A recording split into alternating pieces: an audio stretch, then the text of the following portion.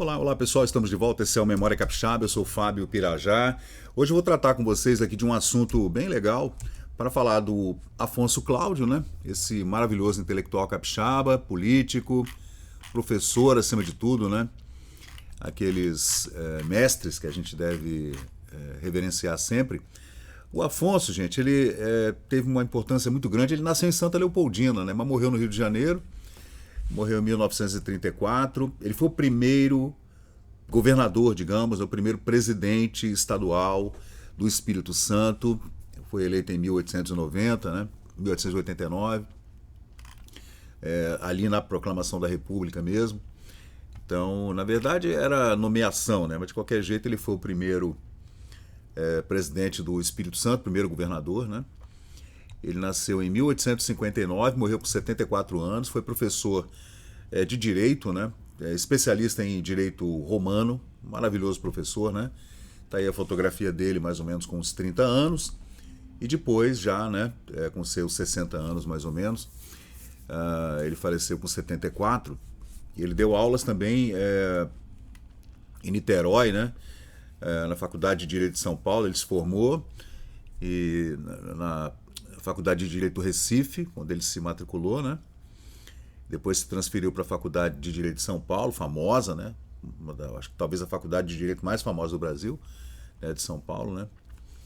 E depois ele regressou para o Recife em 1883 e participou ativamente do movimento republicano durante a proclamação da República e foi escolhido o primeiro governador, né? Nomeado a 20 de novembro de 1889 e ficou até janeiro de 1890. Ele é membro fundador do Instituto Histórico, né, Geográfico, Academia de Letras aqui do Espírito Santo e tudo.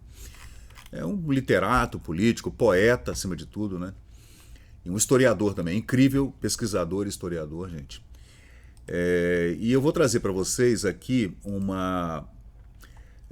primeiro eu fiz essa pesquisa aqui ontem, que da revista Ciências e Letras do Rio de Janeiro, entre 1913 e 1915, ele contribuía com a revista, né, escrevendo artigos científicos e de direito, né, e também sobre literatura, né. Ele era um prolífico poeta, prosador, né.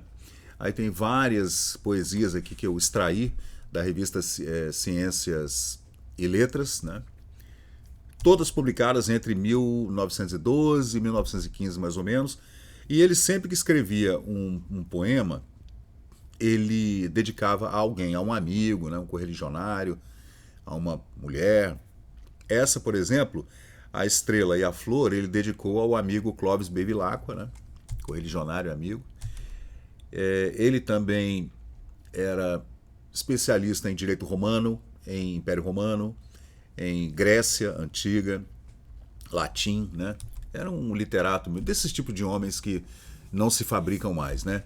Aí ele faz uma homenagem a Goethe, O Espelho da Musa, aí Amor de Colibri. Tem muito poema romântico também, né? Essa ele dedicou a Aderbal de Carvalho.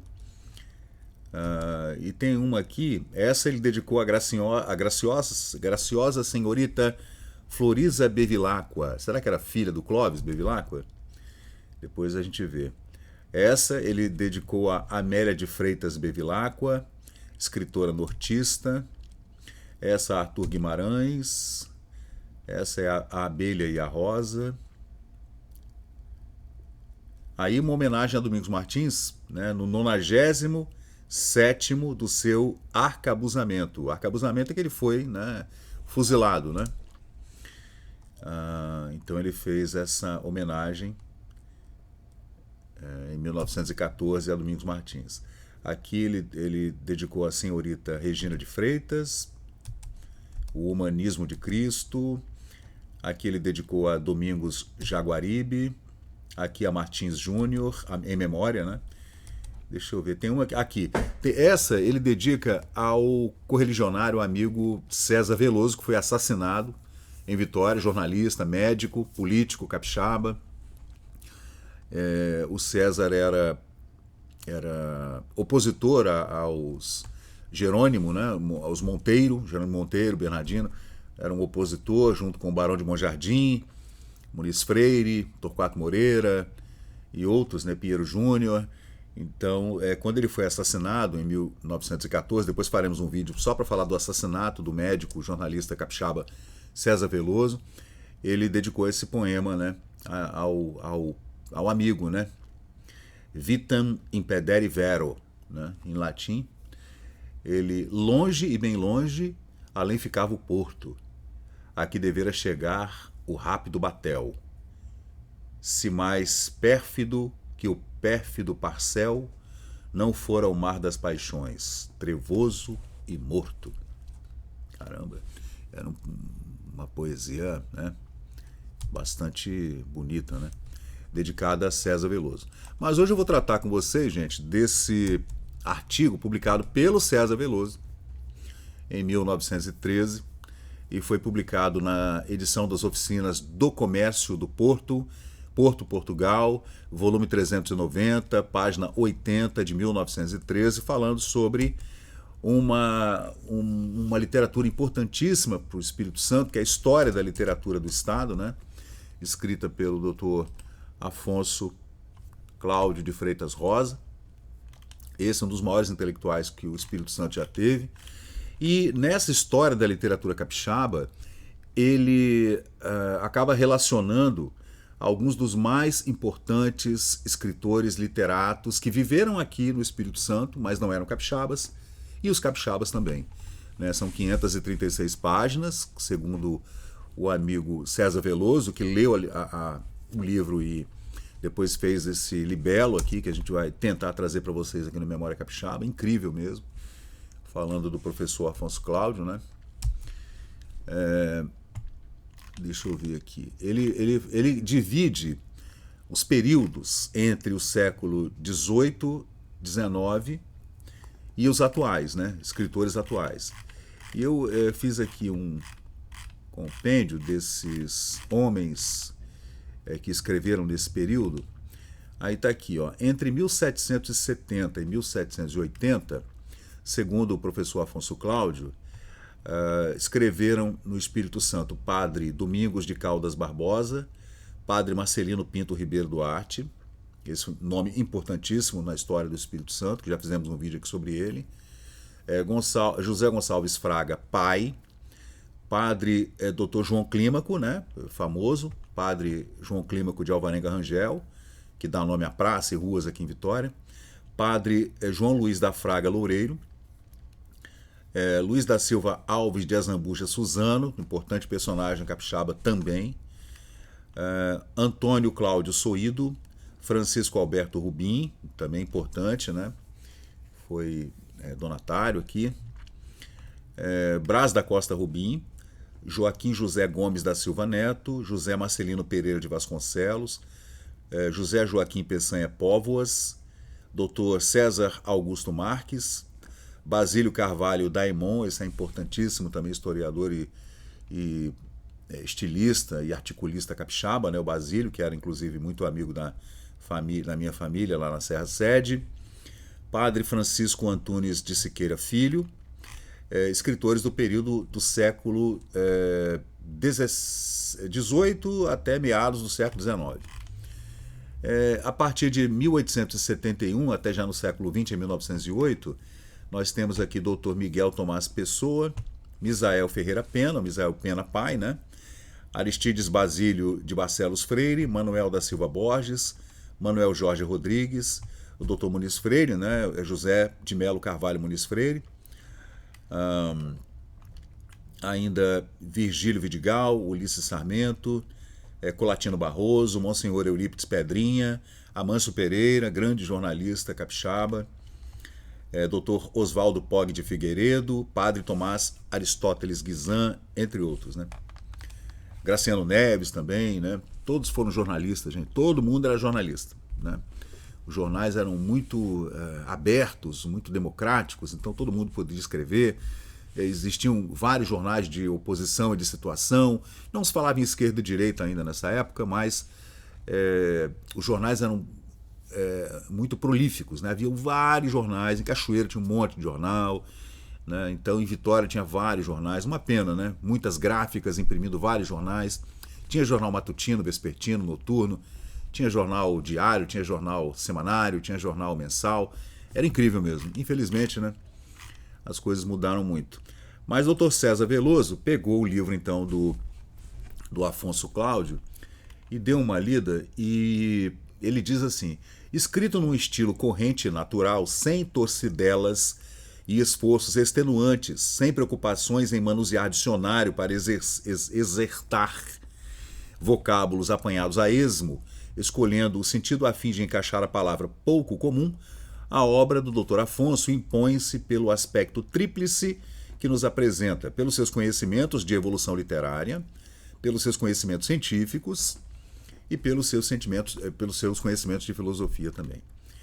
Então, o livro, que é prefaciado pelo publicista e jurista Dr. Clóvis Bevilacqua, divide-se em 4 partes. A primeira, que compreende os capítulos 1º e 2º, denomina o autor como período de eclosão das tendências literárias abrangendo os séculos XVIII e início do XIX, entre 1770 e 1870, como eu enumerei para vocês alguns desses escritores, como o padre Domingos de Caldas Barbosa, o padre Marcelino, famoso, José Fraga, João Clímaco, entre outros, como eu já falei para vocês no começo do vídeo, né?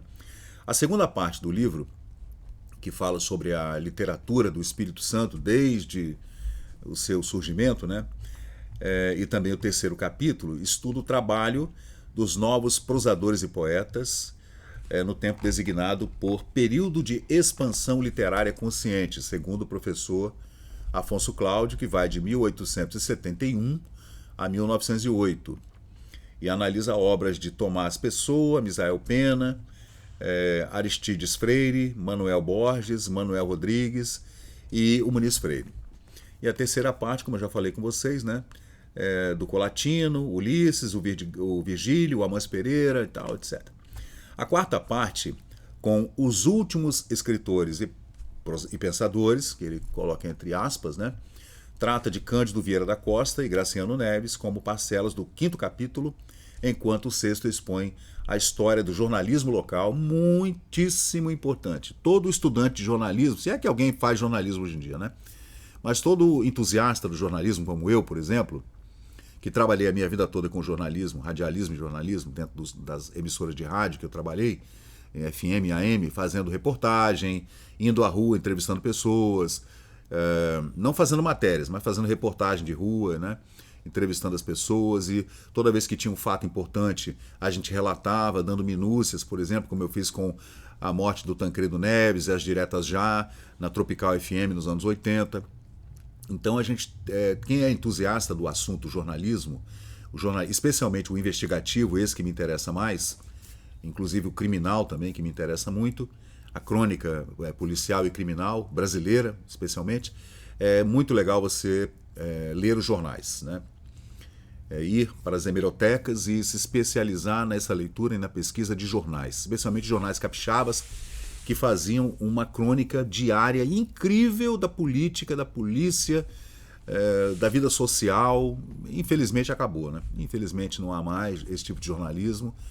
E, além de tudo, quando você lê esses jornais antigos, você consegue ver nitidamente a mudança da gramática portuguesa, né, lá na reforma ortográfica de 1911, todas as reformas ortográficas que nós, até a última de 2015.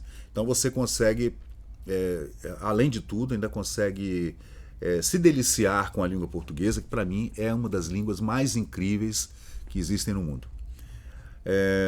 A exiguidade do nosso tempo não nos permite um resumo do livro inteiro, o livro, né, quase 600 páginas, sob vários prismas, do Dr. Afonso Cláudio, que dotou o Espírito Santo de uma obra útil, destinada a perpetuar em conjunto a memória dos seus filhos ilustres, que trabalharam por colocá-lo em nível intelectual na corrente literária brasileira. E que ao país e ao seu desenvolvimento mental presta o serviço assinalado de enfeixar com critério e proficiência em páginas bem elaboradas a história e o lugar histórico do Espírito Santo na evolução literária do Brasil.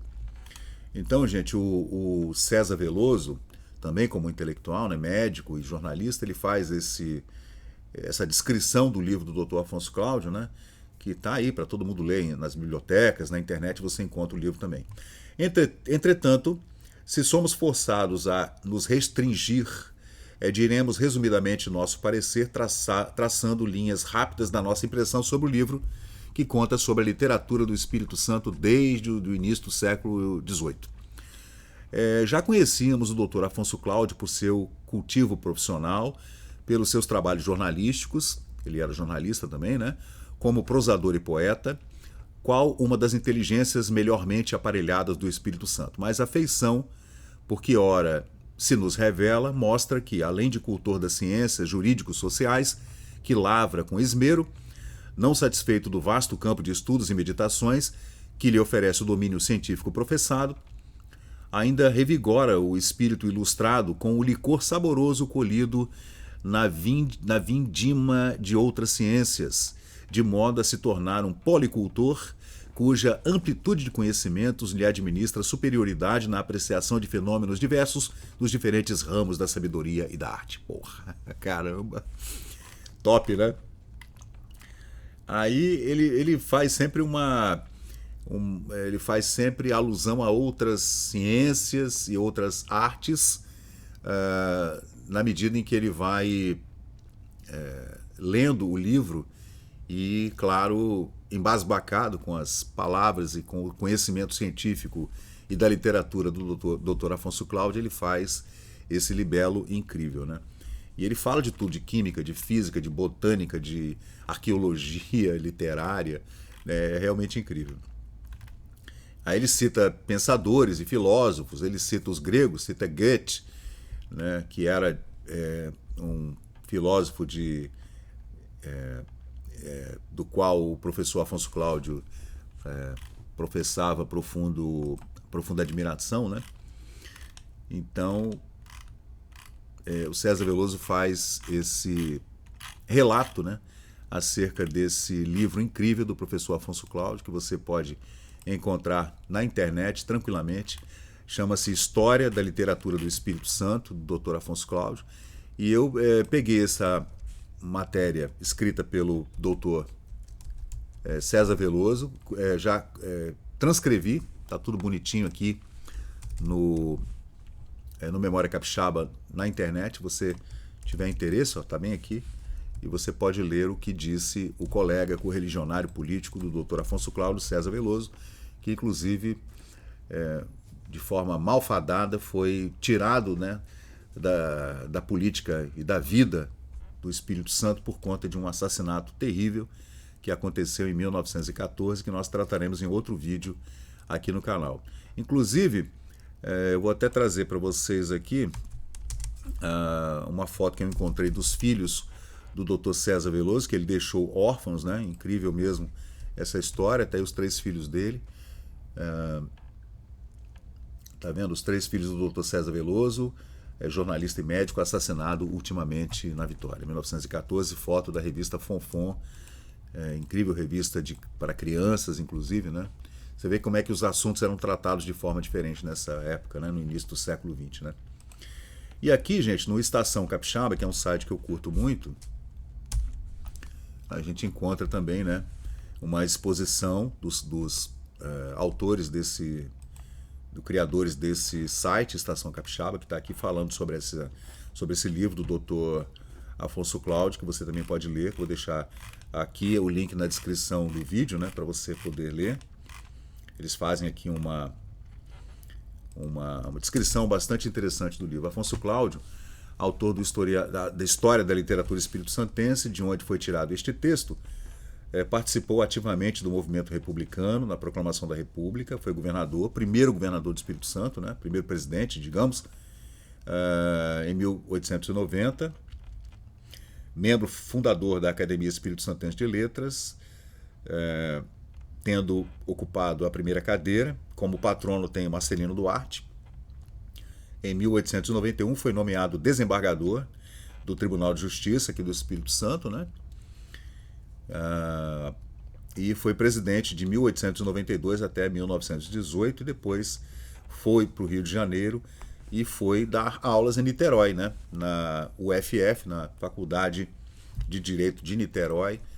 Era realmente um literato, um prosador, um poeta incrível, jornalista, político. É um desses homens que não existem mais, né?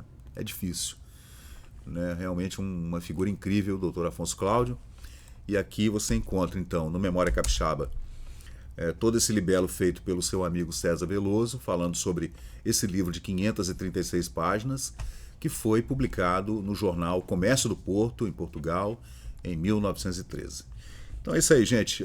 Esse é o Memória Capixaba. Depois a gente vai tentar fazer um vídeo para trazer esses escritores que o doutor Afonso Cláudio nomeou, um por um, entre 1770 e 1908,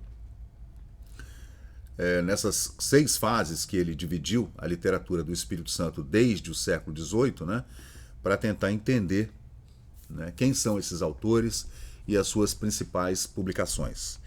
Então, valeu, pessoal. Eu sou o Fábio Pirajá, seu Memória Capixaba. Então, até a próxima. Valeu. Obrigado. E chegamos ao final de mais um vídeo aqui do Memória Capixaba. E se você curtiu o conteúdo, por favor, deixe seu like, compartilhe aqui o nosso canal e inscreva-se para mais novidades. Até a próxima e muito obrigado por participar aqui do Memória Capixaba.